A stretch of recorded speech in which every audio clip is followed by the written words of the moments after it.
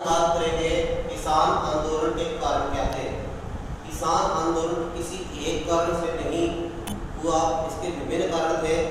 जिसमें पहला कारण था अंग्रेजी सरकार की प्रशासनिक भूख कर रही थी, यानी अंग्रेजी सरकार थी वह भूमि पर अत्यधिक कर का बोझ डाल देती थी, जिसके कारण किसानों को अकाल अथवा मौसम की मार के कारण कुछ नहीं बचता था, अथवा उनको अपनी सारी मेहनत का जो फल है वो कर के रूप में चुकाना पड़ता था, जिसके कारण किसानों में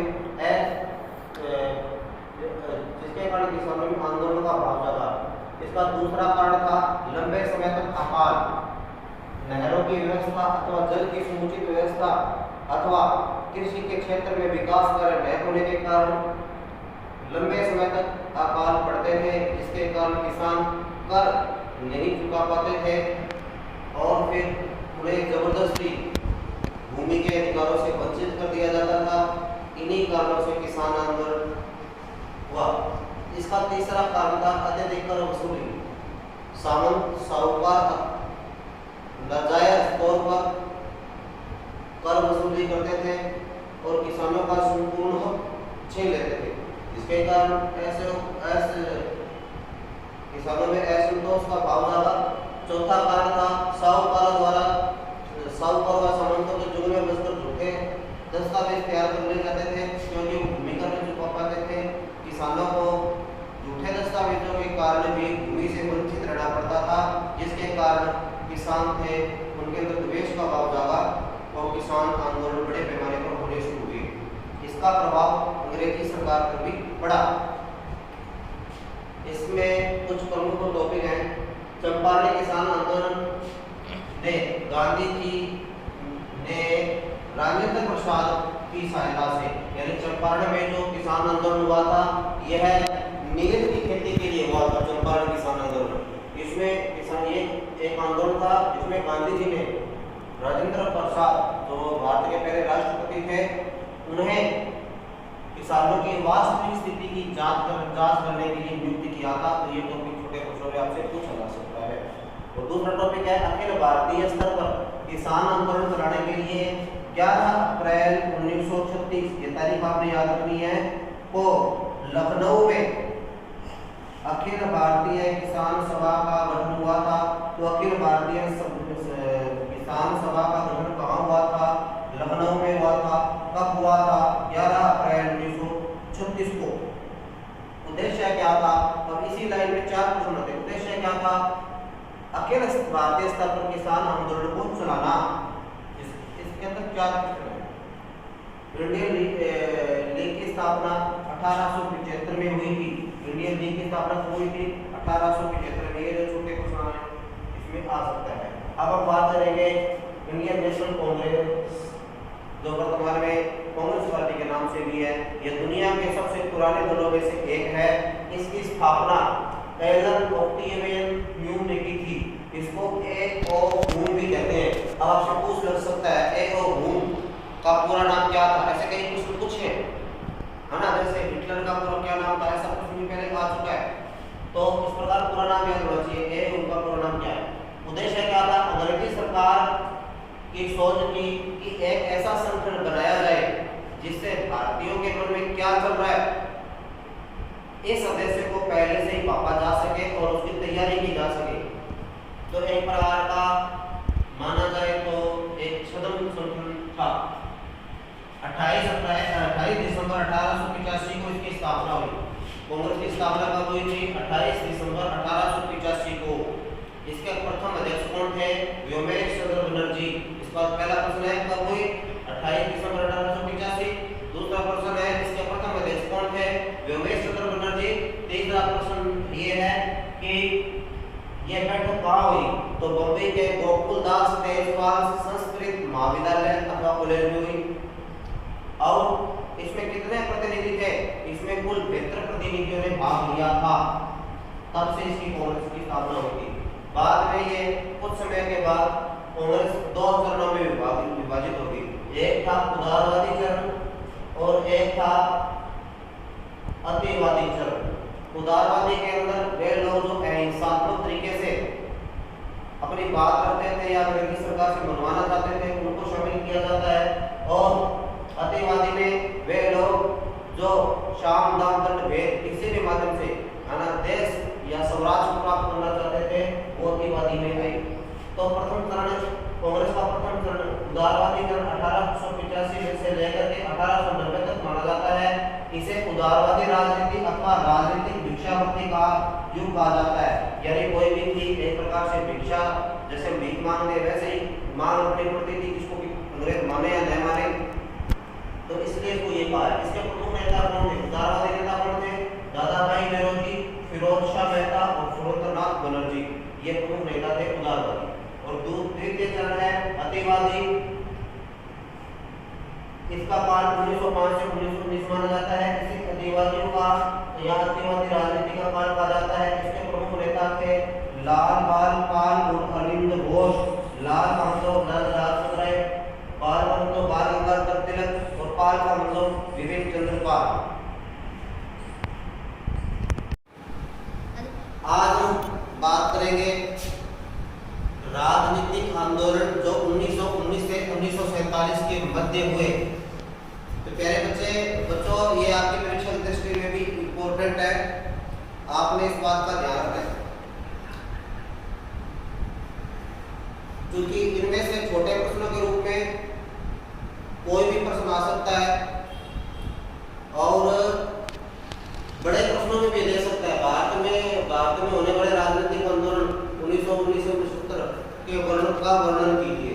तो इसी चरण में हम पहला आंदोलन का वर्णन करेंगे, वो है रोलेट एक्ट।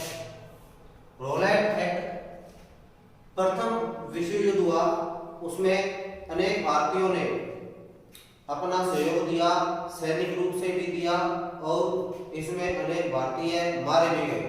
लेकिन अंग्रेजों ने भारतीयों को यह आश्वासन दिया था कि प्रथम विश्व युद्ध के बाद भारतीयों की स्थिति में सुधार किया जाएगा और भारत में विकास और प्रशासनिक तंत्र को मजबूत कराया जाएगा। लेकिन प्रथम विश्व युद्ध के बाद ये सारे वादे केवल वादे रह गए और उन्होंने भारतीयों पर पुनः अत्याचार करना शुरू कर दिया, जिसके खिलाफ लोगों में विद्रोह का भाव जागा और लोग एकजुट होने लगे। अंग्रेजी सरकार को इसका भय व्याप्त हो गया क्योंकि इसका एक रूप 1857 में वो देख चुके थे। तो उन्होंने 1917 ईस्वी में सिडनी रोलेट नाम का एक अधिकारी था, उसकी अध्यक्षता में समिति गठित की और विधानसभा में 19 मार्च 1919 को बिल पारित किया। यानी आपसे पूछे रोलेट एक्ट कब पारित हुआ था? 19 मार्च 1919 को। ये तारीख आपने याद रखनी है, 19 मार्च 1919। इस एक्ट के तहत संदेह के आधार पर किसी भी व्यक्ति को केवल संदेह के आधार पर गिरफ्तार किया जा सकता है।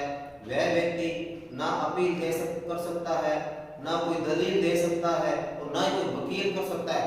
यानी इस कानून के माध्यम से वह किसी भी भारतीय को कानूनी रूप से फंसा सकते थे। अतः इसको काला कानून भी कहा जाता है। उसके बाद हम बात करेंगे जलियांवाला बाग हत्याकांड की। रोलेट एक्ट का विरोध करने के लिए जलियांवाला बाग में एक सभा का आयोजन हुआ। तो 13 अप्रैल 1919 को यह सभा आयोजित हुई और उसी दिन ही गोलियां चली थी। आज आपसे प्रश्न पूछे जलियांवाला बाग हत्याकांड कब हुआ था? तो 13 अप्रैल 1919 को हुआ। जलियांवाला बाग में सभा क्यों चल रही थी? रोलेट एक्ट के विरोध में। दूसरा प्रश्न, और कहां चल रही थी? जलियांवाला बाग में। तीसरा प्रश्न, और जलियांवाला बाग कहां स्थित है? अमृतसर में। ये चौथा प्रश्न। तो अगर हम ध्यान से पढ़ेंगे तो कोई भी हमारा प्रश्न आधे अंक का भी बाहर से नहीं जाएगा। तो सभा हो रही थी और उसका जो रास्ता था, बाग में जाने का रास्ता था, वो संकरा था, छोटा था और उसमें पानी की व्यवस्था के रूप में एक कुआं भी था। तो वहां पर एक बहुत बड़ी सभा हो रही थी, बिना हथियार के लोग वहां पर निहत्थे थे और वहां पर केवल सभा का शांतिपूर्ण तरीके से आयोजन कर रहे थे। तभी जनरल डायर नाम का एक अंग्रेज अधिकारी आया और उसने उस संतरे रास्ता संतरा था, वहां से अंग्रेजी सेना आ गई और उसने गोलियां चलाने का आदेश दिया। कहा जाता है कि जब तक सैनिकों की सभी गोलियां जब तक खाली नहीं हो गई तब तक गोलियां चलाई गई और इस हत्याकांड को अंजाम दिया गया।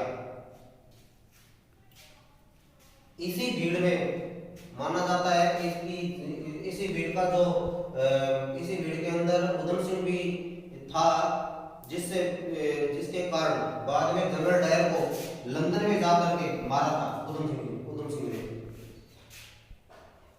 तो अंग्रेजी सरकार के अनुसार इसमें 779 लोग मारे गए और कांग्रेस के अनुसार इसमें लगभग 1000 लोग मारे गए, लेकिन वास्तविकता इससे थोड़ी ज्यादा है, ऐसा मानना है। इसके बाद हम बात करेंगे असहयोग आंदोलन की। इसको खिलाफत आंदोलन भी कहा जाता है। अब ये क्यों हुआ?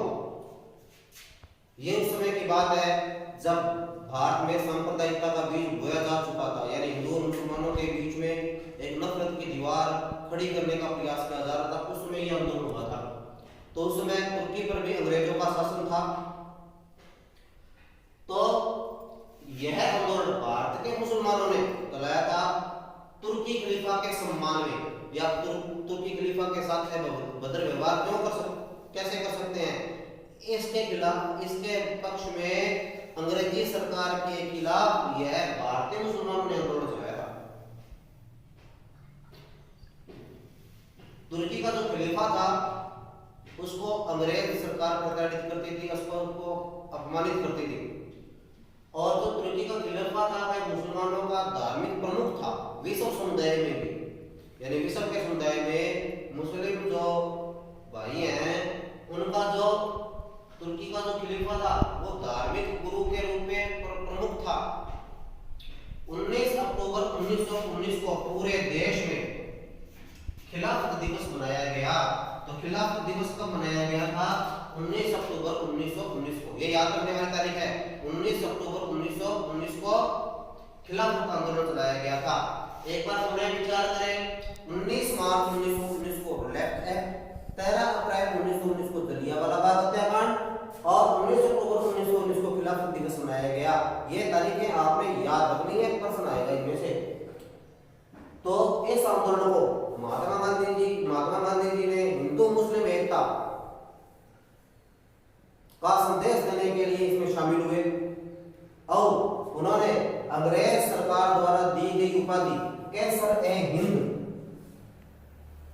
को लौटा दी। यानी खिलाफत आंदोलन के दौरान गांधी जी ने किस उपाधि को त्याग दिया था? तो कैसर-ए-हिंद को। ये अंग्रेजों ने दी थी गांधी जी को। 10 अगस्त 1920 को सेप्टेम्बर की संधि हुई और यह आंदोलन समाप्त हो गया। तो सेप्टेम्बर की संधि कब हुई थी? 10 अगस्त 1920 को हुई थी। देखा जाए तो इसमें अंग्रेजों की ही जीत हुई, एक प्रकार से देखा जाए तो। कैसे हुई? तो इसका क्या परिणाम निकला? आप पूछ रहे हो खिलाफत आंदोलन का क्या परिणाम हुआ? विश्व पटल पर भी अगर देखें तो नुकसान हुआ। तुर्की का विभाजन हो गया, पहला तो ये हो गया। दूसरा, खलीफा का पद ही समाप्त कर दिया अंग्रेजों ने। तीसरा, तुर्की को धर्मनिरपेक्ष राष्ट्र घोषित कर दिया। तो ये परिणाम हुए। तो खिलाफत आंदोलन के क्या परिणाम हुए? तुर्की का विभाजन, खलीफा पद समाप्त, तुर्की को धर्मनिरपेक्ष राष्ट्र घोषित। इस प्रकार से यह पूर्णतः विरोध करने पर भी लगभग यह असफल रहा था, लेकिन उसमें अंग्रेजों का शासन था। अतः यह आंदोलन भारतीय तरफ से तो इसमें बढ़ चढ़ करके सहयोग दिया गया। धन्यवाद। खिलाफत आंदोलन के बाद हम बात करेंगे असहयोग आंदोलन की। असहयोग आंदोलन था, इससे पहले जितने भी आंदोलन हुए थे उसका सही निर्णय नहीं आने के कारण अर्थात अंग्रेजी सरकार द्वारा कोई उचित कदम नहीं उठाने के विरोध में असहयोग आंदोलन हुआ था। 1920 में कांग्रेस ने असहयोग आंदोलन प्रस्ताव पारित किया था। इसके अंतर्गत शैक्षणिक संस्थाओं, उपाधियों, विधानसभाओं, न्यायालयों, विदेशी वस्तुओं का माल और कर नहीं देने, कर का त्याग कर नहीं देने की बात कही गई, जिसके कारण स्वदेशी को बढ़ावा मिला। यह आंदोलन भारतीय इतिहास में पहला आंदोलन है जिसमें बड़ी संख्या में लोगों ने भाग लिया। तो ये बिंदु आपको याद रखना है। 1920 में यह आंदोलन हुआ, तो ये भी आपने याद रखना है। इसी दौरान 5 फरवरी 1922 को ये तारीख आपने याद रखनी है ना, क्योंकि चोरी चोरा कांड हुआ था 5 फरवरी 1922 को। तो 5 फरवरी 1922 को उत्तर प्रदेश के गोरखपुर जिले में चोरी चोरा नामक स्थान पर एक विरोध प्रदर्शन चल रहा था, जिस पर पुलिस ने अत्याचार किए, जिसके कारण भीड़ उग्र हो गई और भीड़ ने पुलिस थाने पर हमला कर दिया, जिसमें 22 पुलिस कर्मचारी, जिसमें 21 तो पुलिसकर्मी थे और एक थानेदार था, कुल 22 थे, वो मारे गए। जिसके कारण गांधी जी की अहिंसात्मक नीति को ठेस पहुंची और उन्होंने 12 फरवरी 1922 को असहयोग आंदोलन वापस ले लिया। तो असहयोग आंदोलन वापस कब लिया गया था? 22 फरवरी 1922 को, 12 फरवरी 1922 को, 12 फरवरी 1922 को असहयोग आंदोलन वापस ले लिया गया। तो ये तारीख भी आपने याद रखनी है। इसके बाद हम बात करेंगे साइमन कमीशन की। 1919 भारत सरकार अधिनियम के कार्यों की समीक्षा हेतु एक आयोग गठित किया गया था, एक कमीशन गठित किया गया था। 1927 में सर जॉन साइमन की अध्यक्षता में साइमन कमीशन का गठन किया गया था। साइमन कमीशन कब गठित हुआ था? 1927 में। इसमें 7 सदस्य थे, लेकिन इनमें कोई भी सदस्य भारतीय नहीं था, अतः इसका विरोध होना स्वाभाविक था। 23 फरवरी 1928 को यह कमीशन बंबई पहुंचा और जहां से पूरे देश में विद्रोह होना शुरू हुआ।